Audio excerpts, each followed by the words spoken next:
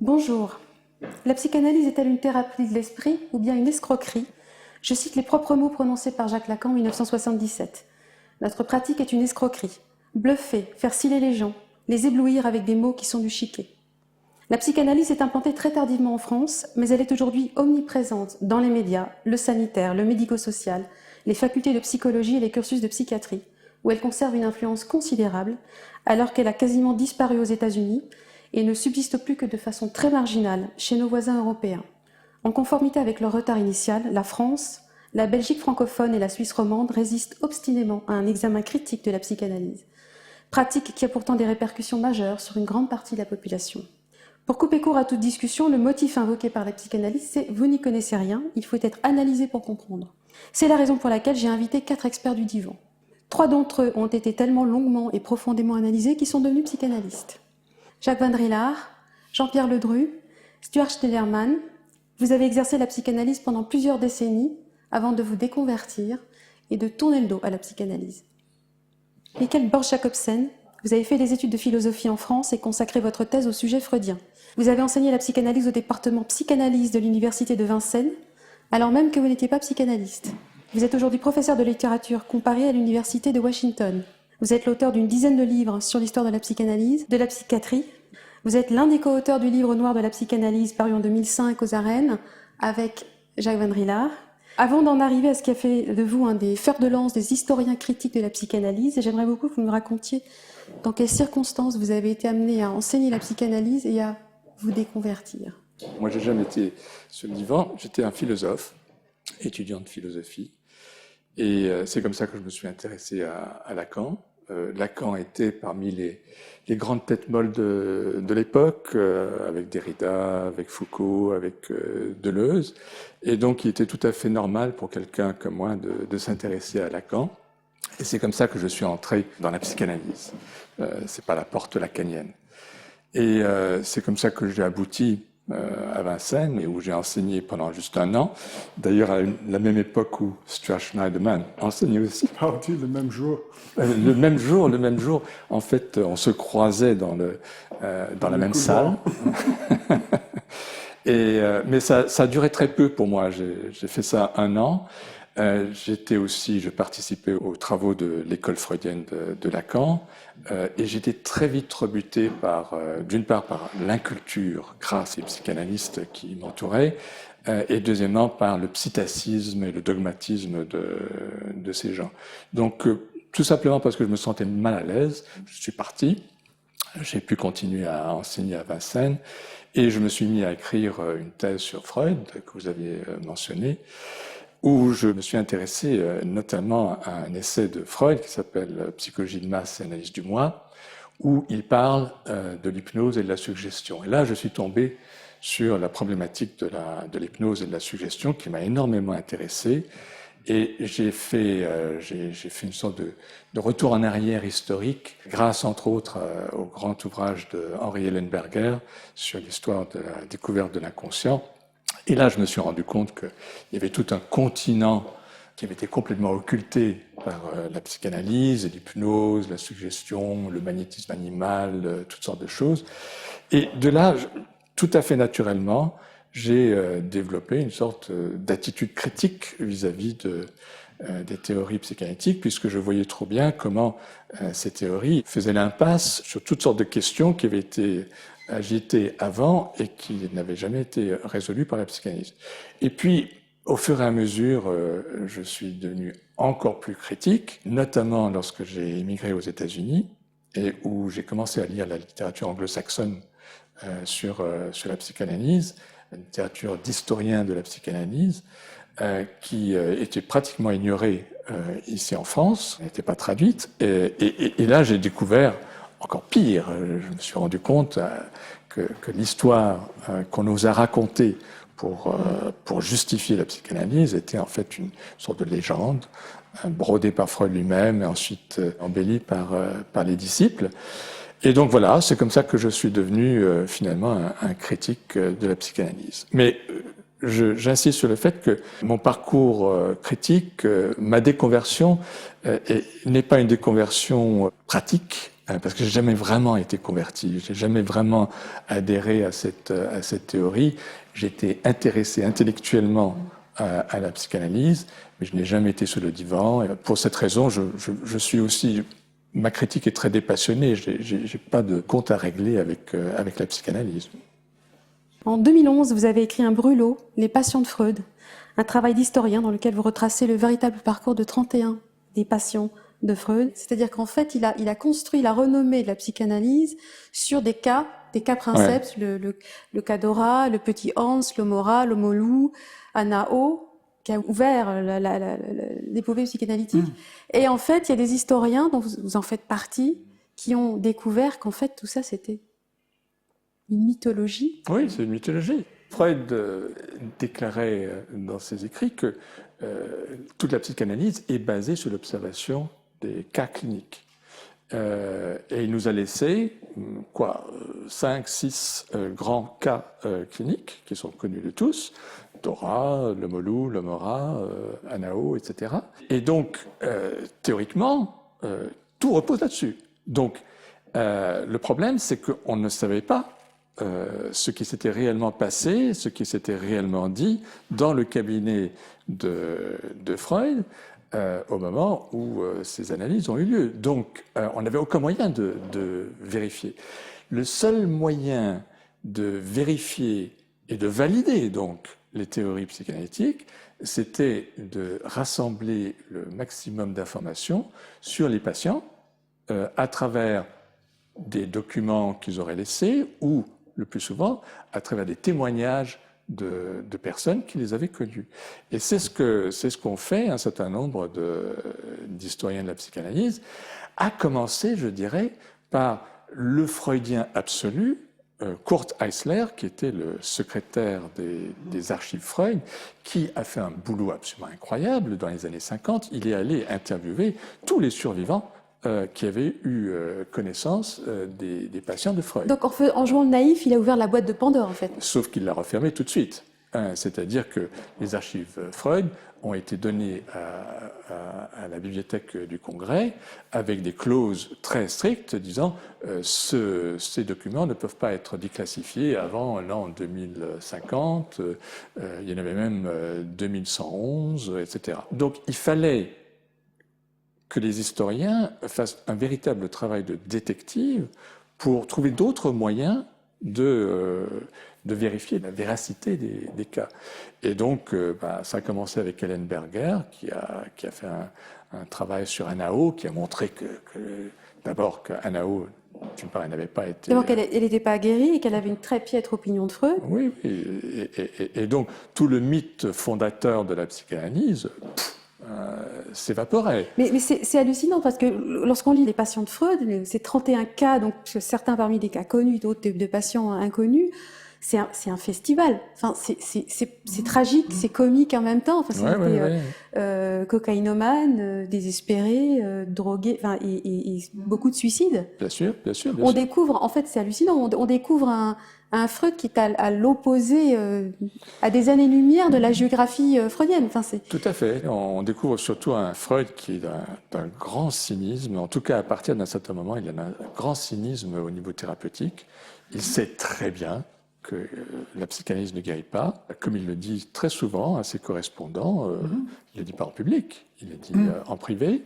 Mais il dit, mais on a besoin de ces gens pour la science. Alors, si ça a si mal marché dans les cas que Michael a analysés, c'est parce que je crois que Freud aussi, il a fait une thérapie, lui, qui les a fait tourner en fond dans leurs associations et dans leurs interprétations, les faisant ruminer, parce qu'une chose qui est particulièrement mauvaise, c'est la rumination indéfinie et la co-rumination avec le thérapeute.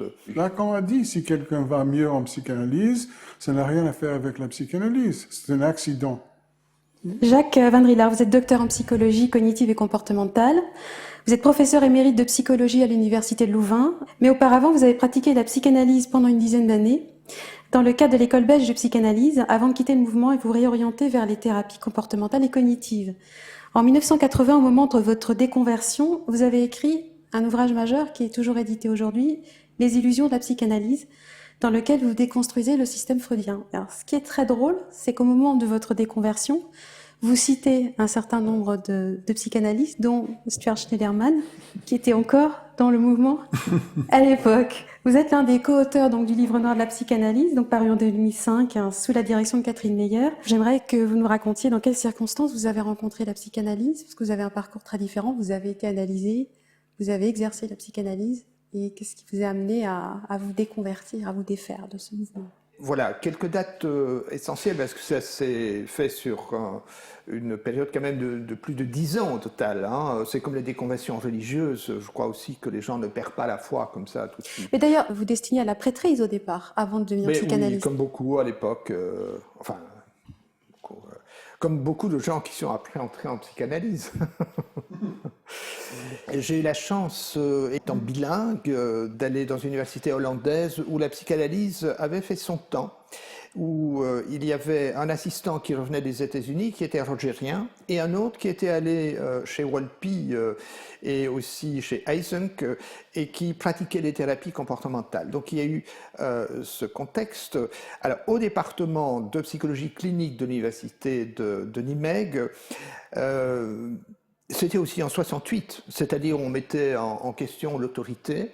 On ne dépavait pas comme à Paris, mais il y avait quand même beaucoup de réflexions critiques, et notamment à l'égard de la psychanalyse. Il y avait toute une réflexion sur l'aspect politique de la psychanalyse. Si les ouvriers font la grève, c'est parce qu'ils n'ont pas résolu leur Édipe. On subjectivise en quelque sorte les motifs de révolte, etc. Donc il y avait cette réflexion politique. Il y avait aussi, pour moi, la découverte de travaux sur la scientificité de la psychanalyse. Moi, j'avais jamais entendu parler de Karl Popper. Est-ce que la psychanalyse est une science ou une pseudo-science? Est-ce que c'est réfutable? Enfin, il y avait toute cette réflexion sur la scientificité de la psychanalyse. Et ce qui pour moi était le plus fondamental, peut-être parce que je suis flamand, c'est le rapport coût-bénéfice. Pour moi, c'était important que les choses marchent. Et au département, les psychiatres de l'université de Nimègue envoyaient systématiquement les personnes qui souffraient de phobie chez cet assistant, Hadburger, qui revenait d'Angleterre et des États-Unis et qui traitait les phobies. Donc j'ai vu là, pour la première fois, ce que je n'en avais jamais entendu parler à Louvain, de ce que c'était la désensibilisation systématique et le traitement comportemental des phobies. Alors il y a un quatrième point qui rejoint ce que dit Michael, c'est que j'ai été de plus en plus agacé par l'incompréhension de textes lacaniens. Dans la formation que nous avions, on voyait 4 textes de Lacan qui étaient relativement lisibles, mais on ne parlait pas des derniers textes, et quand, avec un texte, j'allais chez mon patron en disant « mais qu'est-ce que ça veut dire ?» Il disait « ah, Van Villard, laissez circuler le signifiant ». Moi, je trouvais que c'était insuffisant à l'époque. Donc en 68, on commençait, si vous voulez, mes doutes, mais ma didactique n'était pas terminée, donc je ne l'ai terminée que Vous avez fait quelques combien années d'années après. de psychanalyse? Alors j'ai fait 4 ans de didactique, ce qui pour la Belgique était bien. C'est très court. En français, c'est très court. Nous avions 3 séances par semaine. À un moment donné, mon analyste m'a dit, écoutez, il faudrait quand même une fois faire 4 ou 5 séances par semaine, parce que c'est comme ça que Freud travaillait.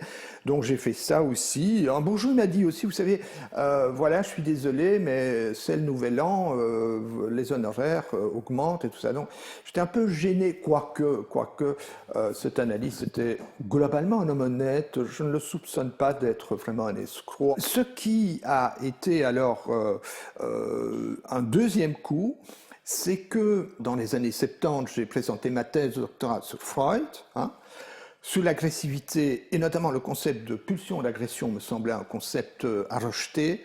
Et mon patron, lorsque j'ai évoqué cette possibilité, m'a dit « Van Villard, vous allez lire Freud jusqu'à comprendre ». Donc j'ai compris, pour être un peu vulgaire, qu'il fallait fermer sa gueule, faire sa thèse, devenir docteur en psychologie. Et je me suis dit, le jour où j'aurai le titre, je dirai ce que je voudrais. Donc il y a eu de plus en plus une espèce de ressentiment à l'égard de l'argument d'autorité. Je suis un peu un enfant de 68 aussi, donc j'avais une vingtaine d'années en 68, ça m'a profondément marqué.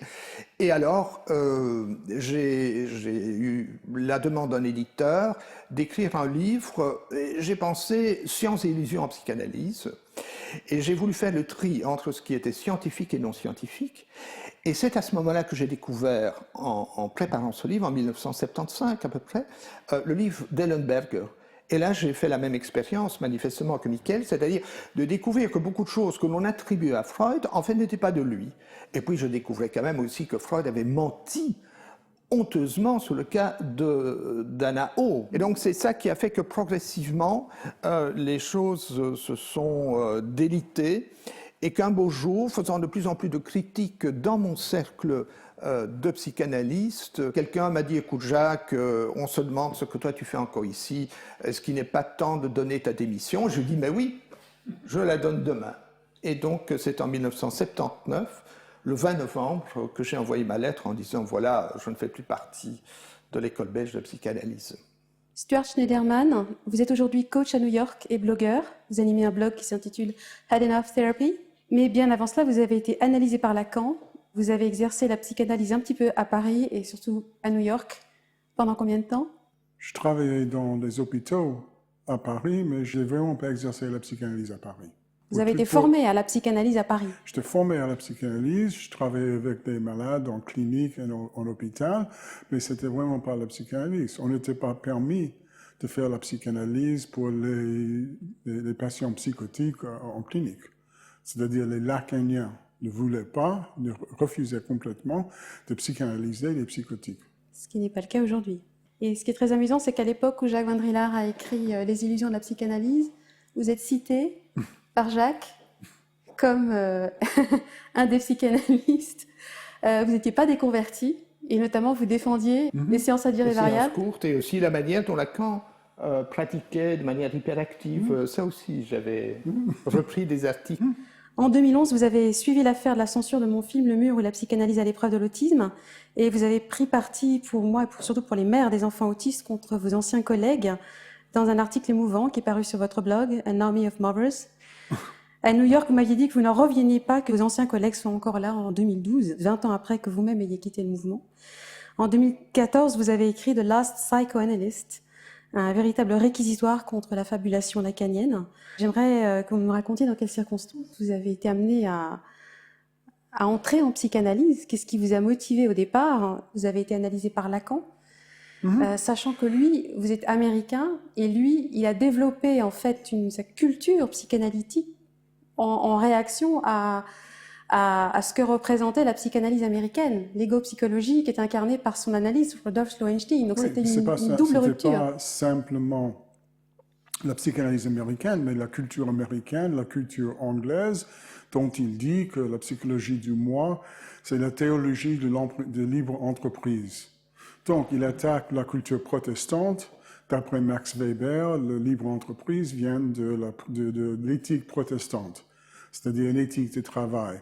Lacan vendait une éthique de désir.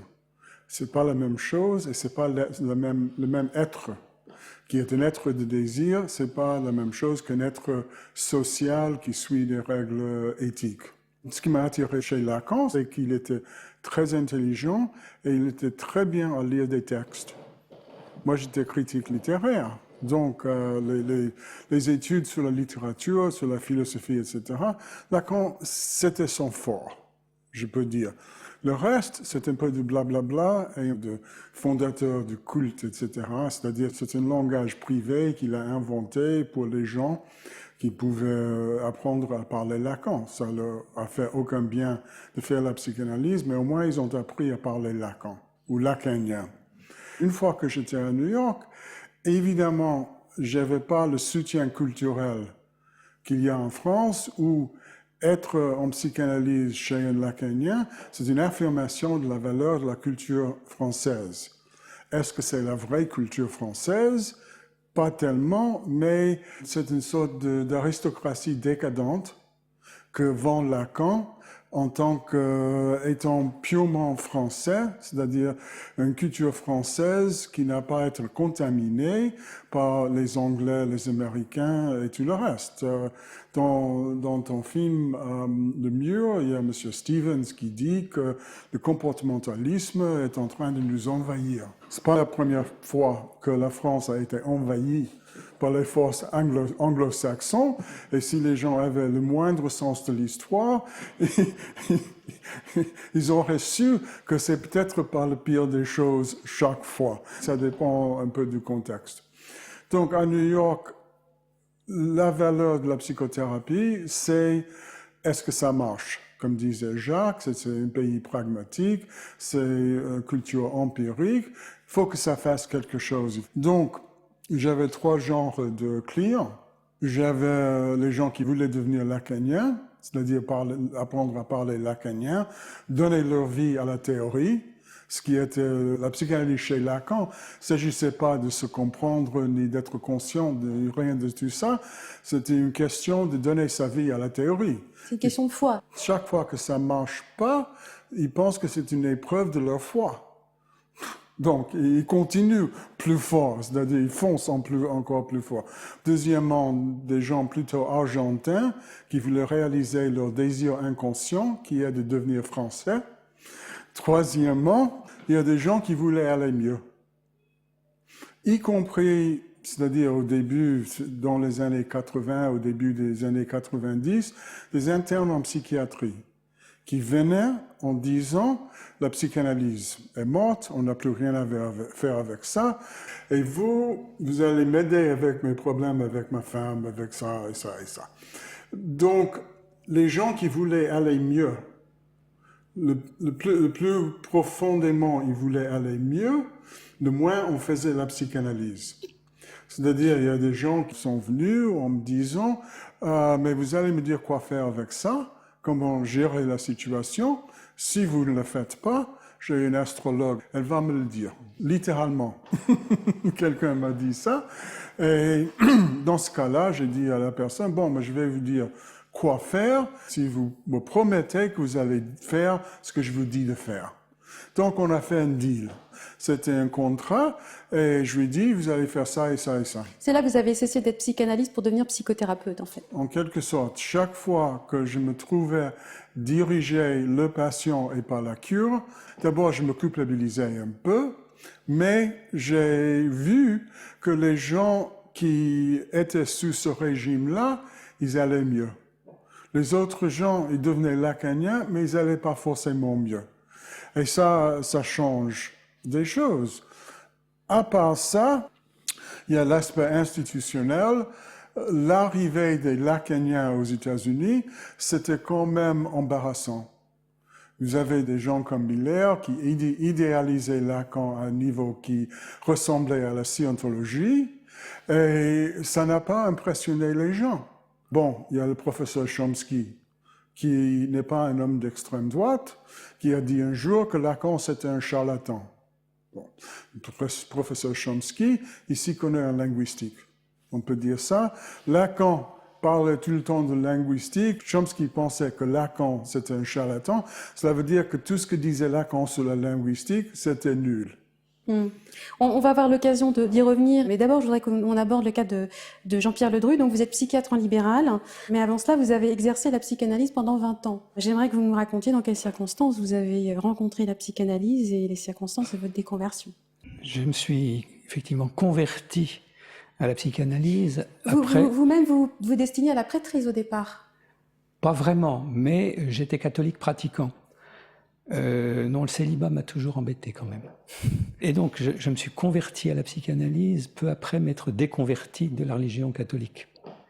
Pendant les événements de mai 68, j'ai participé à des commissions sur lesquelles on réfléchissait à des tas de trucs. Moi, ce qui m'intéressait, c'est les commissions sciences humaines. Et dans ces réunions, j'ai rencontré des psychiatres formés à la psychanalyse, pas forcément psychanalystes, mais en tout cas ayant fait eux-mêmes une psychanalyse. J'ai retenu ça 2 choses. 1, le psychanalyste ne vous juge pas. C'était l'essentiel pour moi. Passer ma vie jusque-là et être jugé, c'était vraiment une ouverture, quelque chose de complètement nouveau. Et puis 2, c'est de la science quand même. On me l'a dit, je l'ai cru. Hein. Voilà. Alors, à partir de là, j'étais étudiant en médecine à ce moment-là. Je me suis orienté vers la psychiatrie en me disant, de toute façon, voilà, il y a des points communs entre la psychiatrie et la psychanalyse, mais ce qui m'intéresse, c'est la psychanalyse. J'espère devenir psychanalyste. Si j'y arrive pas, je serai que psychiatre, je pourrais le dire comme ça. Et donc, j'ai suivi un parcours long et difficile. Et qu'est-ce qui vous a donné le virus du doute? Est-ce que c'était un processus progressif ou est-ce qu'il y a eu un jour où tout a basculé? C'est presque un jour. Arrivé à un moment où j'estimais vraiment avoir fini mon parcours psychanalytique en tant que psychanalysant, au bout de plus de 20 ans de divan. je me suis dit, bon, maintenant ça va, j'ai assez avancé dans mon rapport à la psychanalyse, je suis psychanalyste, ok, je sais qu'il y a des tas de gens qui font des thérapies pour aider les gens à aller mieux, moi j'estimais aussi que pour moi la psychanalyse c'était pour aider des gens à aller mieux, j'étais peut-être aussi naïf sur ce point, ça me rendait pas bien d'ailleurs de me rendre compte que j'avais pas tant que ça de bons résultats. Alors j'étais donc arrivé à ce point où je me suis dit maintenant je peux aller regarder moi-même ce que font les autres, puisque jusque-là je croyais tout ce qu'on me disait. J'étais pas allé voir. Donc je me suis dit, je vais aller voir. Putain, la surprise. Je me suis dit, mais ces gens-là sont très intéressants. Et ce que racontent les psychanalystes sur eux est complètement faux. Et les psychanalystes parlent de la haine des thérapeutes, notamment TCC, envers les psychanalystes. Mais quand on lit l'Anti-Livre Noir, par exemple, édité par Jacques-Alain Miller et consorts, on voit que la haine est du côté des psychanalystes. Et puis, alors, je commençais à m'informer un certain nombre de choses. J'ai fait des lectures de choses qui n'étaient pas très conseillées, déconseillées même dans des milieux psychanalytiques, sur l'hypnose, sur les neurosciences. Je suis beaucoup intéressé aux animaux pour un petit peu réfléchir à ce qu'on peut avoir, nous, d'animal dans notre fonctionnement, par rapport à Lacan qui nous dit, de toute façon, le corps, le cerveau, on s'en fout, la psychanalyse, c'est le langage, c'est la logique, c'est etc. Le reste, on s'en fout. Je me suis aperçu qu'on n'a pas intérêt à s'en foutre. Est-ce que vous pourriez nous raconter les circonstances de la passe? Est-ce que c'est qu'une passe? Qu'est-ce qui s'est passé à ce moment crucial du parcours d'un lacanien, d'un pur lacanien? Oui. Vous faites un examen de passage. Alors, c'est une espèce d'examen de passage dans lequel on parle de son analyse et où on en est arrivé avec son analyse. Puisqu'on était nommé analyste de l'école quand on réussissait sa passe. Et en ma deuxième passe, donc là j'ai estimé avoir terminé mon analyse, être devenu analyste, et j'ai raconté à mes deux passeurs, ben voilà, je ne crois plus à la psychanalyse. Après, je leur ai expliqué, j'y crois plus au sens, je suis plus un croyant de la psychanalyse, je suis dans la position de Freud quand il disait qu'un seul élément vienne contredire ma théorie, je balaye tout et je recommence. Il était fort pour que rien ne vienne contredire sa théorie, c'est une autre chose. Si seulement il avait fait ce qu'il avait dit. Moi, j'étais dans cette position, mais j'étais pour de vrai. Comme j'ai commencé à m'ouvrir, j'ai commencé à faire des lectures, j'ai lu Mensonges freudiens de Benesto, où on parle déjà beaucoup de la fausseté des cas de Freud. Tous les cas de Freud publiés sont des cas trafiqués. Ça a été un dur moment pour moi, là. Une bonne nuit d'insomnie après avoir lu ce bouquin.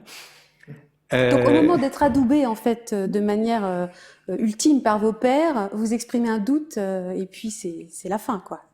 Alors, du coup, donc, j'ai pas été nommé parce que j'ai dit ce que j'ai dit. Je crois plus à la psychanalyse. Ça a été pris au pied de la lettre par les deux et par le jury. Et quand, quelque temps plus tard, je me suis aperçu qu'effectivement, j'y croyais plus au sens de ça. Ça ne répond plus pour moi à une pratique qui vaut le coup. C'est plus la question d'être ou pas en position de croyance. Et ayant maintenant réfléchi, observé, fait le bilan de ma pratique dans la psychanalyse, je veux plus de ça. La passe, c'est comme l'inquisition. C'est-à-dire que est-ce que les convertis sont vraiment convertis? C'est toute la question, le vrai contexte de tout ça. On ne comprend rien de la psychanalyse si on ne comprend pas le contexte religieux. C'est de vérifier que la pureté de l'enseignement de Lacan et de Freud chez les personnes qui sont amenées à devenir psychanalystes et à oui, mais apporter c'est des ces gens paroles. qui sont des croyants. Ouais. C'est pas des gens qui ont compris quelque chose. C'est pas les gens qui savent faire quelque chose. Et ça n'a rien à faire avec les gens qui veulent aider des gens. Vous assistiez au séminaire de Lacan. Est-ce que vous compreniez ce qu'il disait Lacan? Ouais, non. Pas tant que ça. Non. Mais on comprenait des choses, mais on participait dans un événement, c'était comme aller à l'église ou au synagogue, c'est comme la messe, c'est le prêtre, il apporte des choses aux gens. Il s'agissait de ça, il s'agissait de participation. On ne comprenait pas, mais personne ne comprenait grand-chose. On comprenait certaines choses. Certaines choses ici et là, oui, mais Lacan, ce qu'il a vendu, c'est l'ignorance. C'est-à-dire, les gens de l'école, ils comprennent très très peu, ils se détestent tous, il faut dire, mais ils se joignent par leur amour pour Lacan. C'est-à-dire, c'est un amour sans limite pour cette personne, mais c'est la seule chose qui les joigne. Il y a l'idée qu'on comprendra un jour. Dans l'après-vie. Mais il faut 10 ans pour comprendre ce qu'a dit Lacan, j'ai entendu ça. Et vous étiez dans une démarche intellectuelle permanente qui, à force de s'accrocher à essayer de trouver du sens presque kabbalistique dans les écrits, dans la parole mystique de Lacan, Est-ce que ça vous a pas empêché justement, enfin quand je dis vous, c'est toute une génération en fait, hein, de prendre du recul sur le sens profond de la démarche? Au moment qu'on arrive à New York et on commence à parler avec les Américains, on commence à lire Wittgenstein, on commence à lire Kripke, on commence à lire ces gens-là. Bon, on ouvre Wittgenstein et il dit on n'a pas besoin de la logique pour comprendre le langage. Tout Lacan, c'était basé sur l'idée qu'on allait utiliser la logique formelle pour comprendre le langage. Wittgenstein dit, mais non. Kripke, il a des théories de référence assez importantes, des noms propres, blablabla. Avec Lacan, il n'y a pas de référence. Donc tout est dans l'air. À ce moment-là, ça commence à s'écrouler, le système, parce que c'est un système fermé. On entre en étant croyant. Ça n'a rien à faire avec rien dans la réalité. Notamment, il y a une anecdote qui est assez importante dans mon existence, et c'est le fait qu'un ami, donc psychanalyste, me raconte un jour qu'il y a eu un petit groupe de l'école belge de psychanalyse qui a passé 2 soirées sur 2 phrases de Lacan. 2 phrases par lesquelles Lacan termine son interview à l'ORTF qui a été publiée sous le titre Télévision. Et Lacan termine en disant « L'interprétation doit être preste pour satisfaire à l'entrepret, de ce qui perdure de perte pure à ce qui ne parie que du père au pire. » Et donc les collègues, ils avaient passé 2 soirées à décoder ces paroles pour le moins sibyllines. Il y avait un problème avec la première phrase, l'interprétation doit être preste, parce que Freud avait dit qu'il fallait surtout ne pas s'empresser d'interpréter. L'entrepret est un mot qui ne se trouvait pas dans le dictionnaire, ni Robert ni Littré, mais surtout l'autre phrase était problématique, de ce qui perdure de perte pure à ce qui ne parie que du père au pire. Et il y avait dans le groupe, heureusement, il y avait quelqu'un qui faisait ses contrôles chez Lacan à Paris et qui a été chargé de demander au maître ce que signifiait cette phrase sous laquelle on avait passé 2 soirées entières à discuter sur le père, de ce qui perdure, de la pire chose qu'est le père, etc. Et il est revenu en disant, j'ai demandé à Lacan ce que signifiait cette phrase, et il a dit, j'ai dit ça pour les assonances. Et à ce moment-là, je me suis dit, donc Lacan, il peut dire n'importe quoi, et donc ça prend du sens, pour autant qu'on n'y passe suffisamment de temps, et qu'on croit que ça a un sens. Et donc ça a été un choc dans ma vie. Donc ça s'est passé en 1975. Et à partir de ce moment-là, moi je suis resté freudien à ce moment-là encore, quelques années, mais pour moi Lacan c'était du charlatanisme. Freud au départ avait la conviction de soigner tes patients. Et à un moment donné, il s'est rendu compte que ça ne marchait pas. Et il a conservé sa théorie contre ses patients et qu'on crée une fiction. Je dirais quand même, au crédit de Freud, je dirais que toutes ces théories et tous ces changements théoriques sont dus en fin de compte au fait qu'il rencontre des difficultés dans la pratique et il essaie de les résoudre.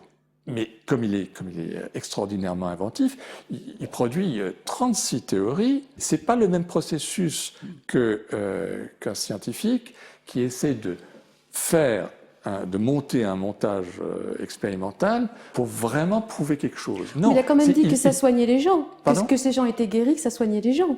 Non, mais il voulait aussi produire des théories pour expliquer pourquoi ça ne marchait pas. Voilà, exactement. C'est ça. L'instinct du mort, ça explique pourquoi ça ne marche pas. Voilà, c'est ça la raison pour stratégie cette théorisation. auto-immunisante, oui. C'est très pratique parce qu'effectivement, alors on peut dire aux gens, mais oui, si vous guérissez pas, c'est parce qu'il y a l'instinct de mort, parce qu'il y a ci, parce qu'il y a ça. Parce que vous aimez la mort, vous aimez vos symptômes, et pour Lacan, vous en jouissez. C'est ça, voilà. Ça explique tout.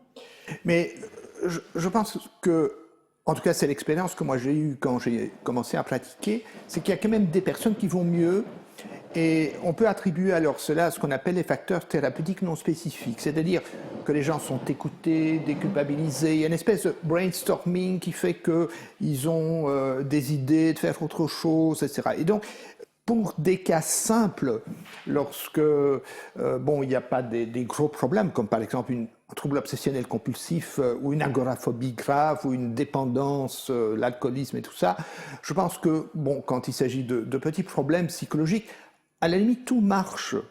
Le problème, c'est qu'il nous faut, en tant que psychothérapeute, si nous voulons travailler honnêtement, nous devons essayer de trouver quels sont vraiment les facteurs curatifs qui sont spécifiques. Par exemple, nous savons que pour traiter des phobies, il faut passer par l'exposition tout à fait progressive aux stimuli phobogènes. Et que si on se contente de parler en termes symboliques, de dire vous avez peur des araignées, Freud dit en 1933 que la peur des araignées c'est la peur du sexe féminin, vous avez peur des serpents, ben, c'est parce que vous avez peur du pénis, Freud l'a dit, il écrit la peur importante de tout serpent, c'est toujours, dit-il, la peur du pénis.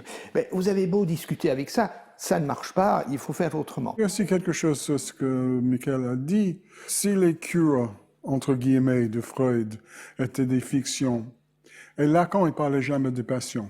Donc, il proposait même pas qu'il avait soigné quoi que ce soit. L'idée dans les écoles, c'était qu'on soigne pas encore.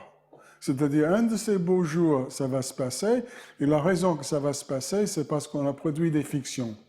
Et les fictions sont cohérentes, complètes, et ils ont du sens en tant que fiction. La réalité devait se transformer en fiction. Une fois qu'on arrive à faire transformer la réalité en fiction, les gens seront guéris. Mais avant ça, bon, on attend. Le fait qu'ils n'ont pas de résultat, ça ne les dérange pas. Ça marche sur la promesse et l'espoir. C'est un processus en soi. Non, éventuellement, encore, dans l'avenir, ça va se passer, mais pas maintenant. On n'est pas suffisamment purifié. Mais si la psychanalyse ne vise pas à guérir les gens, c'est quoi l'objectif? Son motif, c'est de les faire croire. C'est de les tourner en croyant qu'ils s'étaient vrais convertis et qu'ils font partie du culte. C'est une organisation comme un culte. C'est ce que tout le monde a vu aux États-Unis. C'est-à-dire, quand Miller et compagnie sont venus aux États-Unis, tout le monde a su. C'était la scientologie, c'était le culte, c'était Tom Cruise. On connaissait Tom Cruise, on avait besoin d'un autre qui venait de la France. Il s'agit de ça. Et il s'agit de faire ce que Miller voulait. Parce que moi, j'ai fait des choses qu'il ne voulait pas et on s'est rompu à cause de ça. Freud a développé une religion quelque part. Il a voulu sauvegarder sa théorie contre ses patients en développant une mythologie. Et Lacan s'est vécu comme un prophète. Non, c'était comme le Christ. Oui, le Christ. C'est-à-dire que Miller est allé à Massachusetts en 84 ou 5, je ne sais pas quand, et il a dit qu'il se prenait pour le Saint-Paul. Si c'est lui de Saint-Paul, Lacan c'est Jésus-Christ, Freud c'est le Père Dieu. C'est très très clair, c'est ça ce qu'il voulait faire. Il voulait créer une nouvelle religion, et c'était difficile de faire parce que tout le monde se détestait. J'aimerais qu'on parle un petit peu du rapport spécifique des psychanalystes à l'argent. D'abord, j'aimerais qu'on explique pourquoi il faut que ça coûte. Pourquoi une analyse, il faut que ça coûte. Pourquoi il y aurait une espèce de collage symbolique entre le travail analytique et l'argent qu'il faut payer. Parce qu'on est coupable. Attendez. Ça, c'est déjà un piège de demander pourquoi est-ce qu'il faut payer. Parce que là, on entre dans des considérations théoriques, alors il faut dénoncer le raisonnement, etc. Non, c'est très simple. Freud était un pauvre médecin de Vienne qui a gravi les échelons de la médecine à Vienne et qui, on le voit dans sa correspondance qui maintenant est disponible en allemand avec sa fiancée, avec sa belle-sœur, etc., est obsédé par les questions d'argent. Et il va à Paris et là il découvre Charcot qui est une sorte de grand gourou avant Lacan, avant Freud, qui lui aussi a bâti une fortune avec ses patients. Il a en traitement la reine d'Angleterre, l'empereur du Brésil, le grand-duc Nicolas de Russie, etc. Et il va là, il se rend compte à quel point on peut faire de l'argent avec les névrosés. Les névrosés sont la plaie des médecins, tout le monde le sait, mais on peut faire beaucoup, beaucoup d'argent. Et il a fait beaucoup d'argent. C'est ça, la base de tout. Moi, je vais théoriser ça. Malgré tout, je vais théoriser ça. Ils demandent de l'argent pour culpabiliser les gens. C'est-à-dire, ils les font croire qu'ils doivent payer quelque chose. Mais tout le processus, c'est de découvrir pourquoi ils doivent payer quelque chose. Ouais. C'est une initiation dans une culture de culpabilité et de se dépasser de la honte. Oui, moi j'aimerais donner un exemple du rapport de Freud à l'argent, comment ça fonctionnait très concrètement dans ses analyses. Au tournant du siècle, il y a une analysante qui s'appelle Madame von Ferstel, qui est très riche, héritière d'une banque, et elle est constipée. C'est un de ses symptômes. Et Freud a, à ce moment-là, une théorie sur l'équivalence entre les excréments et l'or. Et il lui dit, chère madame, il faut que vous appreniez à lâcher. Par exemple, à lâcher de l'argent. Et qu'est-ce qu'elle fait? Elle obéit et elle lui donne une villa qu'il s'empresse de vendre. Est-ce que ça a guéri sa constipation? Je ne pense pas. Elle a toujours eu les mêmes symptômes. Mais voilà, ça, c'est un exemple quand même très frappant moi je dirais, d'abus de faiblesse. Absolument. Undue influence. Le docteur Frank, Oui, tout à fait. psychiatre new-yorkais, qui avait tombé amoureux d'une patiente, et il est allé voir Freud, qui lui a dit, il faut divorcer votre femme, il faut que votre amante divorce son mari, vous allez vous marier les deux et me donner plein d'argent. C'est vrai qu'il y a aussi le côté business, c'est-à-dire que la thérapie, c'est quand même la carotte qui attire les clients. Dans le cas de Freud, la carotte attirait des clients très, très juteux. Des riches patients américains? Oui, pas seulement américains, ça a commencé avec des Viennois, etc.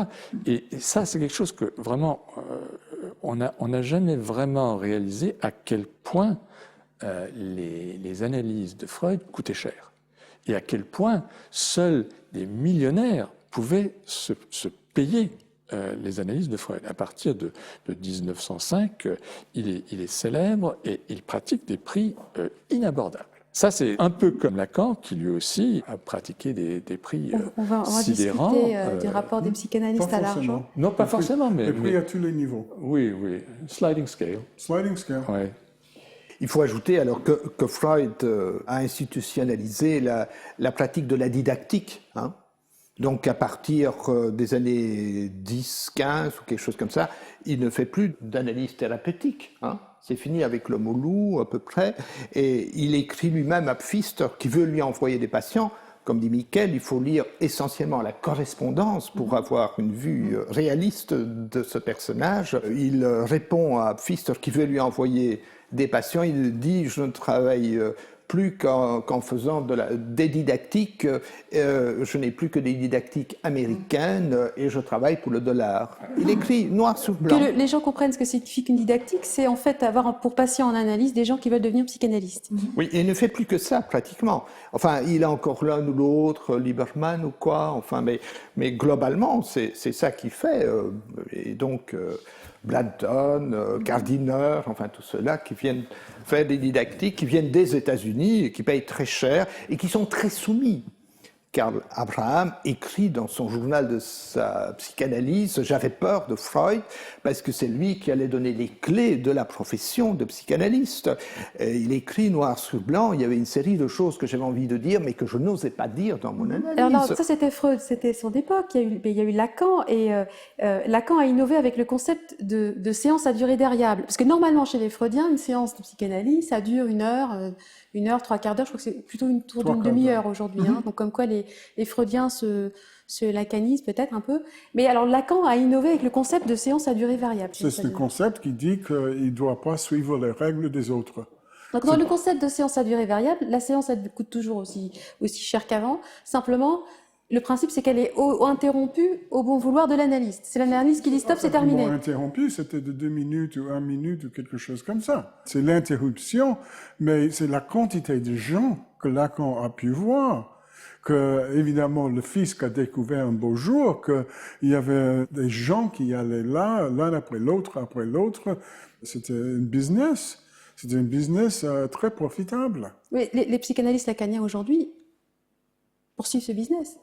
Oui, alors il faut ajouter tout de même, parce que beaucoup de personnes ignorent, y compris dans l'école lacanienne, moi-même je l'ai appris qu'assez tard, étant déjà dans cette école, que ces séances à durée variable, qui sont invariablement courtes, très très courtes, et à la limite, comme disait François Perrier, on venait simplement se faire poinçonner ou Hein, et voilà, on pouvait dire je suis analyste chez Lacan, mais on n'enlevait même pas son manteau. Alors, c'est cette pratique-là qui a fait que l'Association internationale a décrété que les analyses didactiques faites chez Lacan n'avaient guère de valeur. Hein, et que ceux qui avaient fait une analyse didactique chez Lacan, éventuellement, s'ils voulaient être reconnus par l'Association internationale, devaient refaire un morceau de psychanalyse. Et ça s'est passé, donc, si ma mémoire est bonne, en 1963, et donc l'année suivante, Lacan a fondé sa propre école, ou alors il a pu faire exactement tout ce qu'il voulait. Donc le motif de la création de l'école freudienne de Paris, elle trouve son origine exactement dans cette pratique des séances écourtées ou minimales. Alors dans la même logique, une séance de psychanalyse, c'est obligatoirement se payer en espèces. Oui, absolument. C'est intéressant. C'est pas que vous offrez l'argent, ils prenaient ça. Quelqu'un aille chez Lacan, et Lacan dit « Combien vous avez dans la poche ?» Bon, vous me le donnez. Ouais. C'est comme ça que ça se passait. C'est pas tout à fait un échange. J'ai une anecdote à ce sujet. Elle est assez fameuse dans l'école freudienne, et sans doute que Stuart la connaît. C'est une anecdote qui est arrivée à un de mes amis, qui était en analyse chez Lacan. Il était l'héritier d'une famille très aisée. Quand il commence son analyse chez Lacan, il n'a pas encore l'argent de l'héritage. Et donc, au bout d'un moment, Lacan veut augmenter le rythme des séances courtes.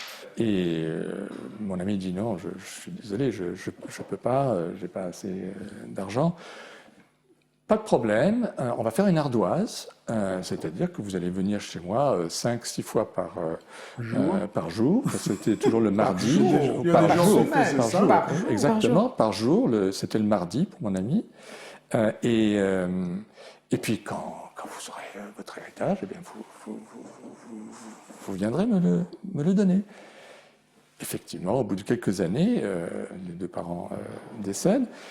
Mon ami se pointe chez Lacan avec une énorme valise remplie de billets de banque, tout l'héritage, le met sur le bureau de Lacan, qui ouvre la valise et commence à compter. Mm-hmm. Il faisait ça tout le temps. Voilà. Tout le temps. Mais là, il en a compté des millions. Voilà, c'était ça le rapport à l'argent, c'était n'importe quoi. C'est une véritable assuétude. Il avait une véritable assuétude à l'argent, comme d'autres ont une assuétude à l'alcool. Oui, alors Lacan, il a impulsé chez les lacaniens une pratique de la psychanalyse où on devait absolument éviter le transfert, donc des psychanalystes qui ne parlent très très peu, voire pas du tout, qui sont censés être still face. Et c'est une séduction. Voilà. C'est une façon de séduire les gens.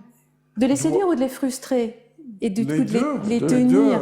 Les deux en principal, parce que l'idée du sujet supposé savoir, cela veut dire que le patient imagine que l'analyste sait quelque chose et que l'analyste peut dire ce qu'il sait. Et le processus analytique, selon Lacan, c'est la façon dont le patient découvre son vrai désir de baiser sa maman.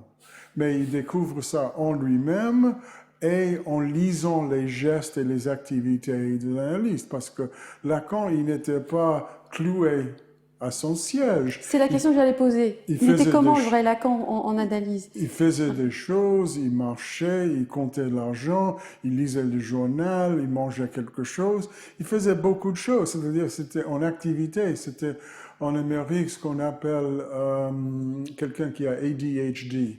Hyperactif. Activité des ordres d'activité. Et les Américains pensent que Lacan faisait les séances courtes parce qu'il avait un niveau d'attention qui ne durait pas au-delà de 2-3 minutes. Et puis, il devait faire autre chose. Mais il jouait le pantomime.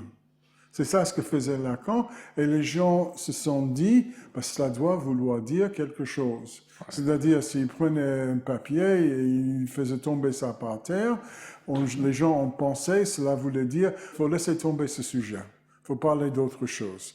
Donc, il y avait en sorte une communication non verbale que Lacan offre, et les pauvres analysants, moi parmi eux, ont essayé de lire ça et d'interpréter ça, mais c'était ça l'interprétation qui se faisait, c'était pas l'analyse disant, bon, vous avez envie de votre maman, il n'y avait rien de ça. C'est comme lire dans le bar de café. Oui. Voilà, c'est de l'astrologie. Mais tout le concept, c'est que la vérité est ailleurs. un patient arrive en analyse parce qu'il y a une souffrance et qu'il se dit que là, il y a quelqu'un qui va, et un processus qui va l'aider à trouver une réponse à sa souffrance, et il se trouve dévoyé vers l'idée qu'il y a un sens caché et que ce qu'il dit, ce qu'il pense, ce qu'il ressent, ce n'est pas la vérité, ce n'est pas sa vérité, et que c'est le cadre de la cure et son analyse. Et du coup, il se trouve engagé à ruminer quelque chose et à chercher un sens mystique, kabbalistique. Mais ce que disait Jacques, c'est très pertinent parce que Lacan disait la même chose. Toutes les analyses sont des analyses didactiques. Donc, les gens ne sont pas là pour se faire soigner, ils sont là pour apprendre quelque chose. Ce qu'ils apprennent, c'est la théorie freudienne. On dit que la seule analyse, c'est l'analyse didactique. Donc, on n'est pas là en tant qu'être souffrante. On est là en tant qu'être ignorant qui veut savoir quelque chose. Même aujourd'hui, tout le monde doit s'effacer et s'écraser pour élever Lacan et maintenant Jacques-Alain Miller. C'est-à-dire, il ne faut pas dire quoi que ce soit d'original, d'intéressant. Il faut dire des choses qui sont de l'ordre d'explication du texte de Lacan. C'est exactement la même chose à l'époque de Freud. Je crois que oui. Exactement la même chose. Ce qui fascine, c'est que les gens se laissent embarquer là-dedans. Parce que là, on touche des concepts que je voulais développer avec vous. C'est quand même la notion de transfert, la notion de dépendance à l'analyse. Les personnes qui entrent en analyse, justement, je sais pas, j'ai quelqu'un qui va avoir une attitude de psychothérapeute. Oui, il faut aussi dire qu'ils vendent des indulgences aussi. C'est-à-dire, c'était le prix des indulgences. Comment expliquer que des gens se laissent embarquer là-dedans, même ce qui m'a fasciné, c'est que même des gens qui ont conscience d'être maltraités par leur psychanalyste n'arrivent pas à s'en défaire. Alors moi, j'avais pas conscience d'être maltraité, et c'est pas la culpabilité que ça faisait marcher chez moi, la psychanalyse. C'est la quête du Graal. Au bout de l'analyse, il y avait quelque chose d'extraordinaire qu'on ne pouvait obtenir d'aucune autre manière. Oui. On était l'élite là qui allait gagner. Voilà. Moi, j'aimerais ajouter que l'être humain est fondamentalement un croyant. C'est grâce au fait que nous croyons facilement que l'espèce humaine survit. Si les enfants ne croyaient pas leurs parents, s'ils disaient « Ah, moi, je vais faire mon expérience », ça tournerait mal. Fondamentalement, l'être humain croit. Il croit très facilement. Regardez les religions, comme les gens croient n'importe quoi. Ils se font tuer pour ça. Ils tuent d'autres. La croyance est un phénomène absolument universel dans l'humanité. Et je pense que, au risque de paraître un peu prétentieux, il faut beaucoup de maturité, beaucoup d'années, beaucoup de travail pour commencer à être un libre penseur, pour avoir de l'esprit critique. Mais là, il y a un effet gourou aussi, parce qu'on croit en une personne. Il y a projeté des choses dans la relation à la personne de son analyste. Oui. Parce qu'on peut croire à des idées et se défaire de des idées, mais là, il s'agit d'être véritablement dans la dépendance d'une personne. Ce qui est fascinant, c'est que les gens qui sont en analyse, à un moment donné, deviennent drogués du divan, s'ils entrent dans le processus le plus, dans le cadre de la cure type, et développent une aversion pour leurs parents, pour leur famille, pour leurs proches, qui ne sont pas eux-mêmes dans un processus analytique. Il y a une espèce de formatage. Est-ce que vous êtes d'accord avec ça? Un formatage des individus. Oui, mais ça relève du lavage de cerveau. Si on lit les cas de lavage de cerveau, ça commence avec ça. Vous coupez les contacts de la personne avec sa famille, ses amis, etc. Et puis vous le contrôlez. Vous pouvez le faire dire et faire croire n'importe quoi. S'il n'a que vous, il va dire ce que vous faites. L'analyse est au centre de l'existence de la personne. On le voit 2-3 fois par semaine dans l'analyse classique. À l'époque, chez Freud, c'était 6 fois par semaine. Oui. Et donc, il est au centre de votre existence. Ça devient la personne la plus importante. Les gens en analyse parlent davantage avec l'analyste qu'avec leur conjoint. Ou avec leur amant, que sais-je. Ça devient vraiment le personnage important, la référence ultime. Je crois qu'il y a quelque chose d'autre avec la psychanalyse. C'est qu'en psychanalyse, et ça vaut aussi bien pour Freud que pour Lacan, on ne guérira ou on accédera à son désir dans la version lacanienne que si on croit, on accorde sa foi à l'analyste, non pas seulement à l'analyste, parce que l'analyste il peut être relativement indifférent, mais à la théorie de l'analyste. Et donc, il y a tout un processus d'endoctrinement qui a lieu en analyse, qui a lieu dans des religions, mais qui n'a pas lieu dans d'autres psychothérapies. Et donc, c'est ça qui fait le caractère sectaire, recruteur de la psychanalyse. C'est que pour guérir, pour aller mieux, pour accéder à son désir, il faut devenir un disciple. Est-ce que ce processus d'endoctrinement ne commence pas au moment où l'analyste, justement, refuse d'entendre la souffrance du patient, mais commence à lui insuffler l'idée que la vérité est ailleurs? qu'à un moment donné, il souffre d'une vérité cachée, et que finalement, sûr. toute l'expression du symptôme, c'est ça, la c'est quelque psychanalyse. chose de... C'est là où il y a une rupture fondamentale entre la démarche psychothérapique et la démarche psychanalytique. En psychanalyse, il n'y a pas de référence. Pas de référence à la réalité. Mon impression est que la psychanalyse, ça marche par une modification de comportement.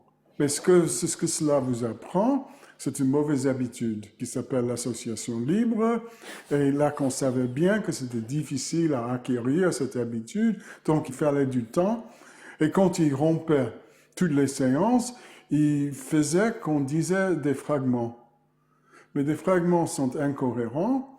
Et si quelqu'un apprend vraiment à faire l'association libre, c'est un discours qui va vous rendre malfonctionnant dans la société. Impossible de pratiquer ça et fonctionner bien dans la société. Donc, cette coupure entre la personne et le monde social est effectuée par l'association libre et les gens n'ont rien d'autre que de devenir psychanalystes. Ils sont incapables de faire quoi que ce soit d'autre. Et une philosophie à la base qui consiste à dire qu'il faut défendre votre désir, mais en partant du principe que l'enfer, c'est l'autre, quelque part. Et que le désir, les autres, voilà, que les autres sont une contrainte. Absolument. Il y a une démarche asocialisante. Vous êtes d'accord avec ça, cette perception, une démarche asocialisante? Oui, les autres peuvent être les Anglais, les Américains, les ennemis de... Papa, maman, les parents. Papa, maman, voilà. les ennemis de l'âme pure française. En France, il s'agit de ça, c'est-à-dire une affirmation culturelle en étant contre ces envahisseurs. Le syndrome d'Astérix. Le problème, c'est que la France est, avec l'Argentine, le pays le plus freudien ou le plus psychanalytique au monde. Et donc, les gens, spontanément, déjà croient. On sait qu'un placebo, par exemple, une pilule placebo, ça ne marche que dans les cultures où les gens croient aux médicaments. Ça ne marche pas dans les cultures où il y a les chamans. Et c'est la même chose, évidemment, en France ou dans la Belgique francophone. Les gens croient en la psychanalyse. Et donc, c'est difficile d'avoir l'esprit critique lorsqu'on est dans cette culture. C'est beaucoup plus facile si on est dans un autre pays, comme la Hollande, etc. Dans le New York Times aujourd'hui, il y a un article sur la psychanalyse où une dame parle d'un livre qui vient de sortir, qui est fait par le chef de département de psychiatrie à Columbia. Et ce que dit le chef de département, c'est que quand on demandait à Freud des preuves ou des démonstrations scientifiques de la validité de sa pratique, ce qu'il a fait, c'est qu'il a dénoncé les gens qui questionnaient. Voilà, Et en ça, il a créé une pseudo-religion, ce que moi j'appelle une pseudo-religion. C'est évident, ils n'avaient pas les résultats, ils ne pouvaient pas montrer en quoi ça marchait.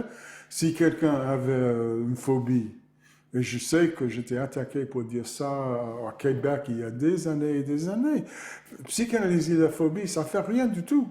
Ce que ça fait, ça entrenches, je ne sais pas le mot. Ça enracine. Ça enracine la phobie parce que ça le laisse continuer et ça donne l'impression que c'est presque tout puissant.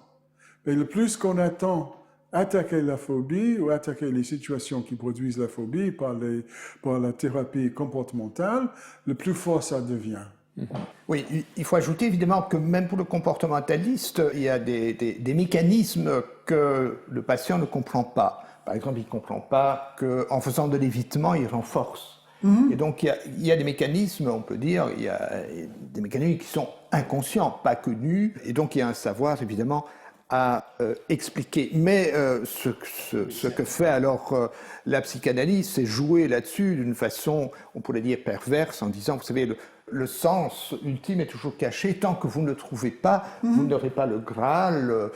Et il est irrémédiablement caché, quelque part. C'est un processus permanent. Très profondément caché. C'est un processus permanent parce qu'il n'y a pas de référence. C'est-à-dire l'association libre, encore une mauvaise habitude qu'on force les gens à faire. C'est pas un choix de faire ça. L'association libre apprend aux gens que les mots n'ont rien à faire avec rien.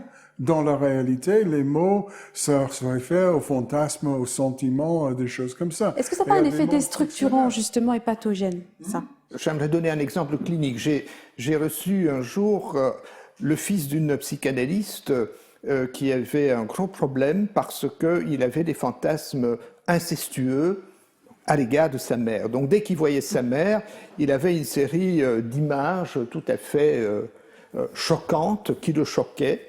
Et il est venu, il avait déjà fait pas mal de psychothérapie pour essayer de chasser cette image et pour essayer pourquoi il l'avait. Alors, pourquoi chercher la cause d'une image incestueuse? Où est-ce qu'on va aller chercher plus profond? Et donc, moi, je lui ai expliqué que nous avions tous, moi compris, et je lui ai donné des exemples du fait que nous avons tous des idées intrusives, des idées parasites, des idées obscènes qui nous passent par la tête, et que le problème pour lui, c'était, lorsque ces idées venaient, de ne pas essayer de les repousser, ni d'ailleurs d'essayer de chercher le sens, parce qu'il pensait qu'en creusant la signification, il allait en être débarrassé. Alors moi, je lui ai expliqué qu'il ne fallait pas essayer de s'en débarrasser, que plus il voulait creuser ou repousser, ça se transformait en obsession. Puis les renforcer. Et donc, il fallait laisser passer cette idée en disant oh, « zut, elle est de nouveau là, et j'essaye de m'occuper quand même d'autre chose.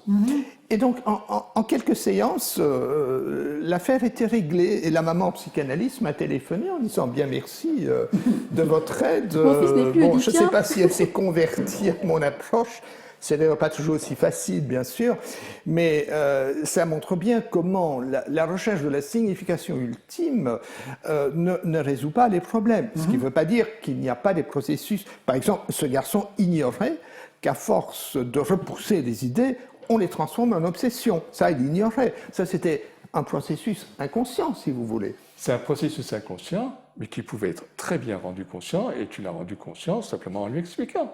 En lui expliquant. Mais voilà, tu as donné un conseil technique, comme le fait n'importe quel thérapeute, alors que les psychanalystes, eux, vont te dire « Ah, mais vous ne savez pas quelque chose, et la seule façon qu'on le saura, c'est en interprétant ce que vous faites. » Et donc, on entre dans ce processus de... Ce qui est redoutable, c'est que ça court-circuite l'esprit critique, parce que dans la même logique, le rejet, tous les sentiments critiques qui peuvent émerger chez un patient, en disant finalement j'avance pas, finalement mon psychanalyste ne m'aide pas à surmonter mes problèmes, finalement j'ai des doutes sur les écrits éventuels psychédéliques, etc.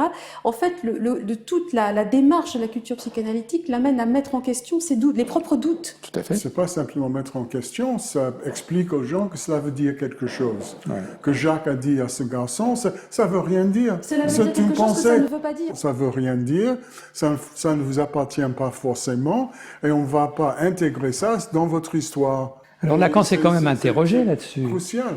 Il s'est interrogé là-dessus en disant « l'interprétation est un processus sans fin ». Alors qu'est-ce que c'est que la fin de l'analyse si l'interprétation est un processus sans fin? C'est là qu'il a monté la traversée du fantasme, l'identification aux symptômes, enfin toutes ces théories qu'il a construites de la fin de l'analyse, qui étaient intéressantes parce qu'elles changeaient tous les 3 ans, ce qui fait que quand un de ces analyses ont été arrivés au bout, il a dit « attendez, c'est pas ça du tout la fin de l'analyse, c'est ce que je viens de dire maintenant ». C'est le même processus que chez Freud, oui. C'est très important ce que dit Jacques, parce qu'il faut couper cette idée qu'il y a un esprit fantôme là-dedans quelque part qui dirige tout ça et dont il faut savoir ce que ça veut dire et de laisser dire ça. C'est ça le problème de la psychanalyse. Et alors on est guéri. Oui, c'est ça l'idée de la psychanalyse. On n'est pas guéri, on devient lacanien, freudien, on fait partie du culte, mais on n'est seulement pas guéri des pensées intrusives, etc., etc.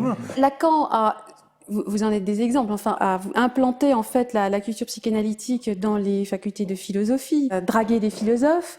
Et alors, ce qui est paradoxal, c'est que aujourd'hui, il y a une influence considérable de la psychanalyse, bon, qui faiblit, mais enfin qui est quand même très importante en psychiatrie, en France, dans les pays de culture francophone, et qui va à l'encontre des principes de la psychanalyse. Le principe de la psychanalyse, c'est que vous faites une démarche d'aller vers un psychanalyste, vous êtes conscient de faire cette démarche, ça doit être un engagement personnel qui doit coûter de l'argent, vous devez être en principe conscient et volontaire par rapport à cette démarche.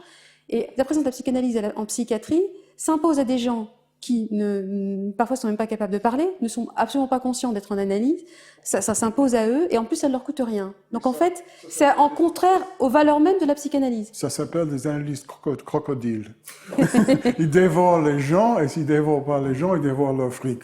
Ouais. Michael pourrait expliquer que Freud a essayé évidemment d'entrer dans le monde psychiatrique et que c'est les psychiatres qui ont bien vu que ça ne marchait pas, etc. Mais ce que je voulais dire de toute façon, c'est que Lacan, lorsque ses didactiques n'ont plus été reconnues, il a ouvert tout grand les portes de la profession à qui voulait. Moi, j'ai connu un peintre, je ne sais pas si ça dit quelque chose, Mundt, qui est un peintre, qui est venu s'établir à Paris, qui faisait de magnifiques tableaux. Il avait quelques problèmes, il est allé en analyse chez Lacan, et après quelques mois ou quelques années d'analyse, il s'est établi comme psychanalyste. Sa formation de base, ce n'est pas la psychologie, ni la psychiatrie, ni même la médecine, c'est la peinture, l'académie de peinture. Donc il a ouvert les portes de la psychanalyse à tout le monde, et en particulier à des philosophes, des mathématiciens, des spécialistes du langage, de la critique littéraire, comme Stuart, etc. Et donc, il y a des centaines, des milliers de lacaniens qui ont pratiqué ce genre de choses, hein, sans compter que certains ont dit, ben voilà, comme dit Lacan, je m'autorise de moi-même. Et donc, il a, peut-être par agressivité, par cynisme, eh bien, il a envahi le champ de la psychanalyse en noyant les gens de la Société internationale qui avaient dénoncé sa pratique. Et donc, voilà pourquoi aussi il a séduit les philosophes, et il a surtout séduit aussi les journalistes. Ça permet de noyer le poisson par rapport à l'absence d'efficacité thérapeutique, ou au fait de refuser justement de se poser la question de l'efficacité thérapeutique. À partir du moment où on insuffle la psychanalyse chez des gens qui sont des artistes, des gens des médias, des gens qui ne sont pas des thérapeutes, on évite la problématique de l'efficacité basée sur des preuves. Et alors, qui trouve des satisfactions narcissiques. Enfin, un des plus beaux exemples, c'est Madame Sarkozy, qui dans le journal Psychologie a dit tout récemment qu'elle est en psychanalyse depuis 10 ans, que pendant les 8 premières années, elle avait 4 séances par semaine, et que maintenant, elle continue à raison de 2 séances par semaine. Et elle dit, je suis une absolue adepte de la psychanalyse, et ça depuis 10 ans. Alors, est-ce qu'elle a des gros problèmes psychiatriques? Je ne sais pas. Est-ce qu'elle est devenue narcissique, de plus en plus narcissique? J'ai tendance à le croire. Est-ce qu'elle est sous la dépendance? Est-ce que son mari a du temps à lui consacrer? Est-ce qu'elle a ses satisfactions affectives ou autres sur un divan? Mais vous voyez comment quelqu'un qui ne souffre apparemment pas de troubles psychiatriques avérés, et depuis 10 ans. Alors, vous vous rendez compte le nombre de séances par semaine? Ça fait, j'ai fait un petit calcul, plus de 1000 séances. Elle est chez un lacanien, mais ça lui coûte une fortune, faites les calculs. C'est énorme. Et ça continue. Et elle est totalement adepte. Et elle est fière, en plus. Et elle est fière. Elle le dit dans le magazine Psychologie, à qui veut l'entendre. Ouais, c'est effrayant, tout ça. Et Gérard Miller est tout fier de la présenter et de donner Madame Un peu Sarkozy... comme les scientologues utilisent des stars de cinéma pour vendre la scientologie. De toute façon, dans les années 50, aux États-Unis, c'était exactement ce que faisaient les psychanalystes. Avec Woody Allen, Ça se faisait aux États-Unis, Oui, parce que bien sûr. c'était lié dans les années 50 avec Hollywood. method acting. Actor Studio. Oui, Actor Studio, les comédiens qui suivaient la méthode, comme Marilyn Monroe. Elle était patiente psychanalytique, apparemment ça ne lui a pas beaucoup réussi, mais elle était patiente psychanalytique. Et pas mal d'acteurs et des gens dans les médias, des artistes, ils l'étaient. Mais c'est curieux que les États-Unis ils ont dépassé ça.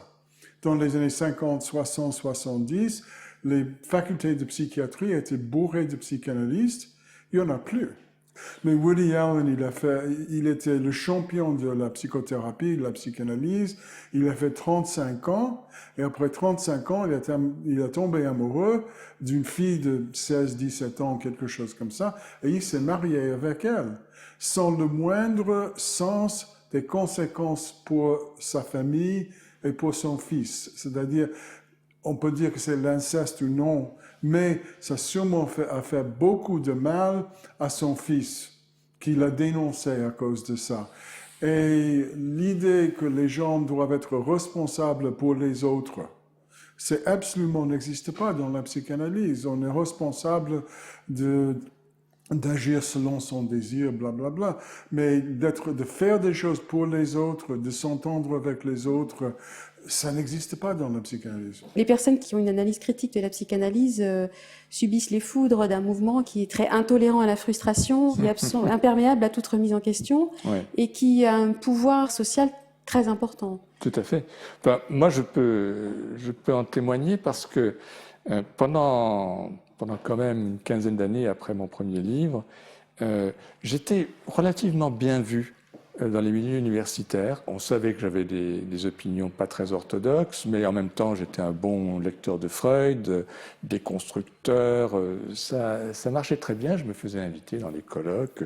D'ailleurs, une fois, on s'est retrouvés, Stuart et moi, un de ces nombreux colloques, dans les départements de littérature.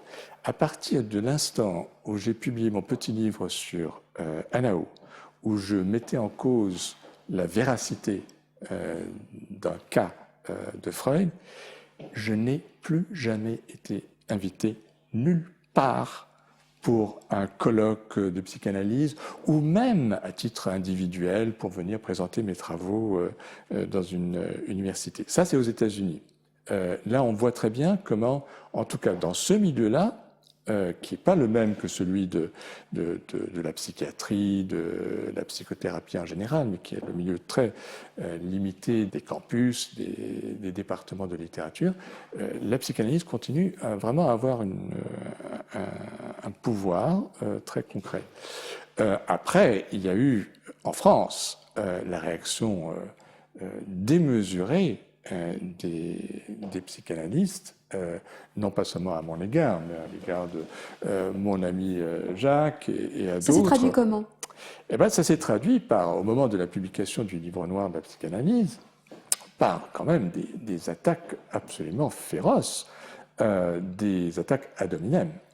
C'est-à-dire qu'on nous a traînés dans la boue en nous présentant soit comme des séides de l'extrême droite, soit comme des antisémites, soit comme des valets de l'industrie pharmaceutique, soit comme des dresseurs d'ours, parce que ça c'était pour mes collègues comportementalistes.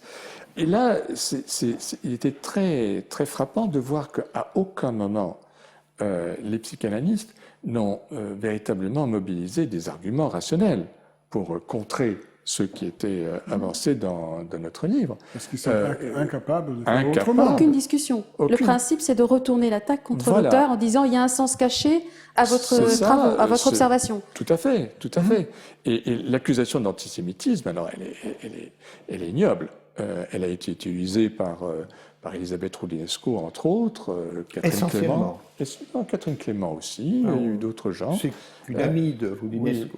Oui, c'est une accusation ignoble parce qu'elle est complètement sans fondement. Elle le sait très bien d'ailleurs, mais qui est très significative parce que c'est une accusation qui avait déjà été utilisée par Freud lui-même avant même qu'on brûle ses livres à l'époque du nazisme. Il a utilisé ce mécanisme de défense de la psychanalyse contre Jung, en l'accusant en 1914 de préjugés raciaux, au moment où ils se sont séparés.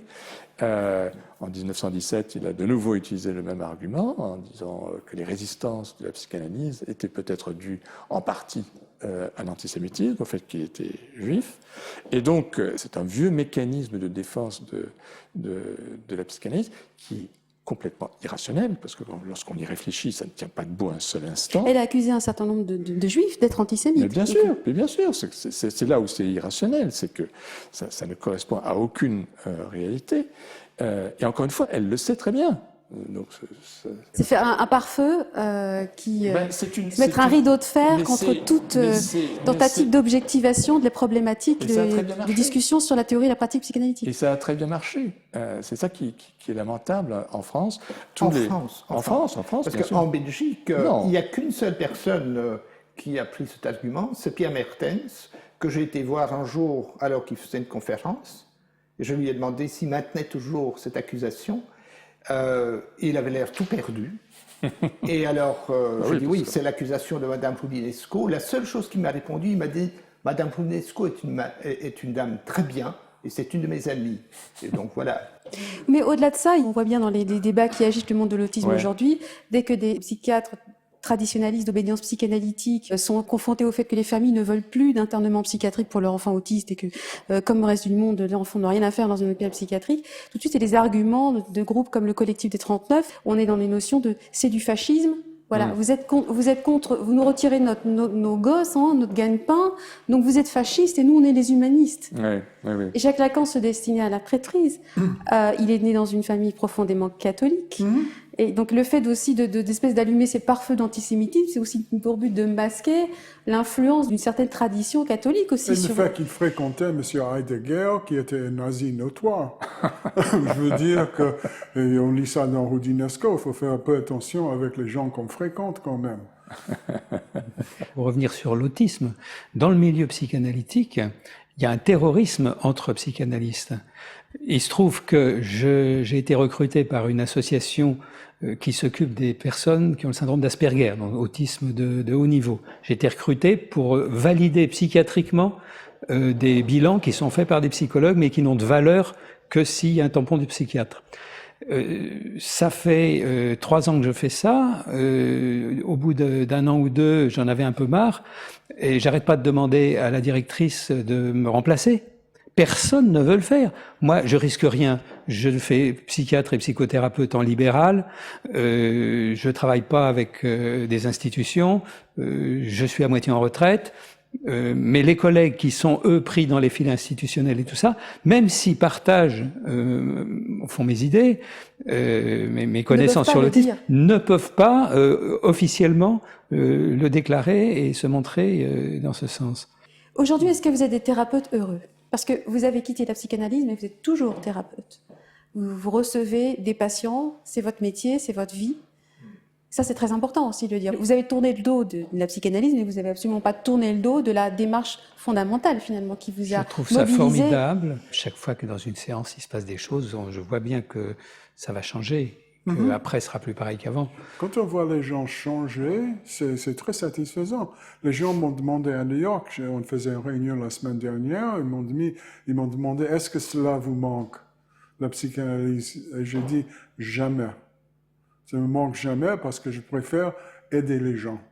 C'est beaucoup plus intéressant d'aider les gens, de discuter avec les gens, de travailler avec les gens et de les voir apprendre à faire des choses eux-mêmes que d'être là en tant que psychanalyste. Mais oui. Oui. Il risquait de s'endormir. On risque de s'endormir et c'est ennuyeux et c'est frustrant. C'est pas une profession gratifiante, à mon avis, gratifiante. Moi, j'ai beaucoup de renforcement, d'autant plus que je fais très volontiers ce qu'on appelle de l'immersion en situation. Donc, quand les gens ont peur du métro, je vais avec eux dans le métro. Enfin, il y a des séances préalables, bien sûr. Je fais ce qu'on appelle des confrontations de la situation phobogène de manière hiérarchisée, ça va de soi, hein. Contrairement à ce que dit Miller, je ne mets pas les gens directement devant un cancre-là, les fait hurler. Je fais des désensibilisations systématiques et des choses comme ça qui donnent de très bons résultats. Aussi les troubles obsessionnels compulsifs, où on apprend aux gens à ne plus attacher trop d'importance aux idées intrusives, ou aussi on leur apprend à résister à des impulsions, mais de manière programmée, etc. Donc oui, j'ai vraiment beaucoup de satisfaction, beaucoup plus qu'autrefois, où j'en avais de temps à autre, mais ça marche beaucoup mieux. D'ailleurs, à l'époque où j'étais analyste, j'ai quand même vu autour de moi aussi des suicides. Et une des choses aussi qui m'a fait changer, c'est de voir que parmi les grands maîtres de la psychanalyse, certains avaient des gros problèmes. Quand François Perrier, que vous avez connu, est venu à Louvain faire une conférence, il tenait un langage bizarre. J'ai demandé à mon patron, Jacques Scott, vous comprenez, je me demandais si c'était du lacanien, et Jacques Scott m'a dit Perrier ferait mieux de boire l'eau qui porte son nom. Alors j'ai compris qu'il était en état d'ébriété. Et alors j'ai appris aussi qu'il ne pouvait pas s'arrêter de boire. Le grand lacanien louvain, Alphonse de Wallens, n'osait pas traverser un boulevard. Il devait aller donner son séminaire. Je me souviens que Scott, un jour, m'a dit « Est-ce que vous pouvez aller chercher Alphonse ?» Il m'a dit « Parce qu'il est agoraphobe, il n'ose pas traverser un boulevard. » Écoutez, pour moi, c'était un choc. Donc, celui qui nous commentait les écrits lacaniens n'osait pas traverser un boulevard.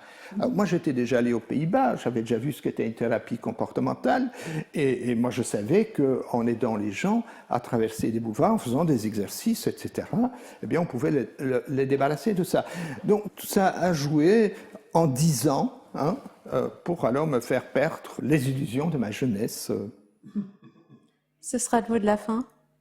Merci, monsieur. Merci infiniment. Alors, voici quelques conseils de lecture. On va commencer par le livre noir de la psychanalyse, que je recommande. Le livre de Stuart, enfin le dernier en date de Stuart Schneiderman, de la Psychoanalyst. Bon, pour l'instant, c'est pour les anglophones. Jacques Van Rila, Les illusions de la psychanalyse, paru en 80. En 81, réédité de nombreuses fois et toujours en vente. Et toujours en vente, bravo. Les psychanalyses des mythologies du XXe siècle, coécrit avec Nicolas Gauvry. Et La nouvelle gestion de soi, ce qu'il faut faire pour vivre mieux. On peut faire autre chose que critiquer la psychanalyse, heureusement. Michael Borg-Jacobsen, Lacan, le maître absolu. Le dossier Freud, enquête sur l'histoire de la psychanalyse, coécrit avec Sonu Shamdasani. Souvenir d'un Nao, une mystification centenaire. Et Les patients de Freud, Pas le dernier en date. Destin, bientôt suivi d'une suite. En préparation, peut-être. Et alors, je conseille aussi à tous, ce qui est un must, Histoire de la découverte de l'inconscient, Henri Ellenberger, qui notamment démarre ce travail d'historien et explique que Freud n'a pas inventé l'inconscient ni la psychothérapie.